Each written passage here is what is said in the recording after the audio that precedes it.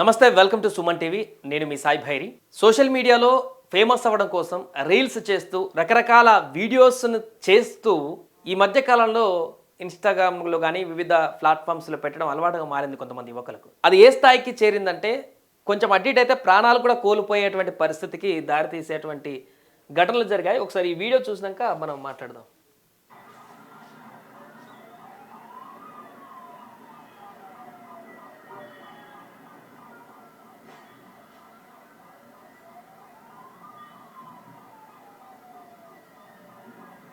ఇక్కడ ఏదో యాక్సిడెంట్ కాలేదు, లేదంటే లేకపోతే కారు ఖరాబ్ అవ్వడమో ఏది జరగలేదు. చూడండి, అతను వీడియో తీస్తున్నాడు. వీళ్ళు ఎకిల్ నవ్వులు అవుతున్నారు అక్కడ టాప్.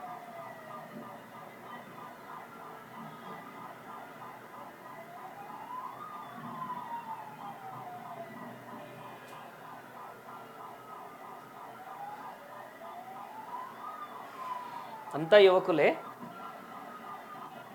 తల్లిదండ్రులు సంపాదించినటువంటి డబ్బులతో పెద్ద పెద్ద బెంజు బండ్లు కార్లు కొనుక్కొని వీళ్ళు చేస్తున్నటువంటి ఘనకార్యం ఏంటంటే ఇలా రోడ్ల మీద విచ్చలవిడిగా ఆ బెంజు కార్లతోటి వచ్చి వారి సరదా కోసం మిగతా వాహనదారులకు లేకుంటే ఆ రోడ్డుని కబ్జా చేస్తూ పూర్తిగా వీడియోల కోసం ఆ రోడ్డుని బ్లాక్ చేస్తూ పెద్ద పెద్ద హైవేలని వారి యొక్క ఆనందం సరదాను పొందుతున్నటువంటి దృశ్యం ఇది. ఎక్కడ జరిగిందంటే గురుగ్రామ్లోని ద్వారకా ఎక్స్ప్రెస్ వే సమీపంలో ఆదివారం సాయంత్రం కొందరు యువకులు చేసిన హంగామా ఇది. దీని కారణంగా ట్రాఫిక్ తీవ్ర అంతరాయం ఏర్పడింది. సోషల్ మీడియాలో వీడియోల కోసం దాదాపు 2 డజన్ల కార్లు రోడ్ ఎక్కాయి. అక్కడ ఉన్నటువంటి కార్లన్నీ కూడా వాలే. వీటిలో మెర్సిడెస్ బెంజ్ ఎస్ఎల్సి కూడా ఉంది. దీని ఎక్స్ షోరూమ్ ధర దాదాపు 80 లక్షలు. కార్లన్నీ రోడ్డును అడ్డగించడంతో ట్రాఫిక్ తీవ్ర అంతరాయం ఏర్పడింది. ఈ ఘటనకు సంబంధించినటువంటి వీడియో సోషల్ మీడియాలో వైరల్గా మారింది.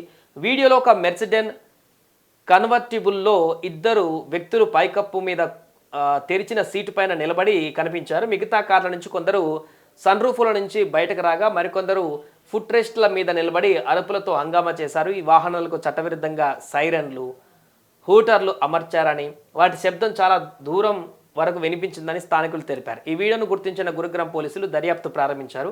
ఈ ఘటన తమ దృష్టికి రాగానే వీడియోను సంబంధిత పోలీస్ స్టేషన్కు పంపించామని, దర్యాప్తు కొనసాగుతుందని పోలీస్ అధికారి సందీప్ కుమార్ తెలిపారు.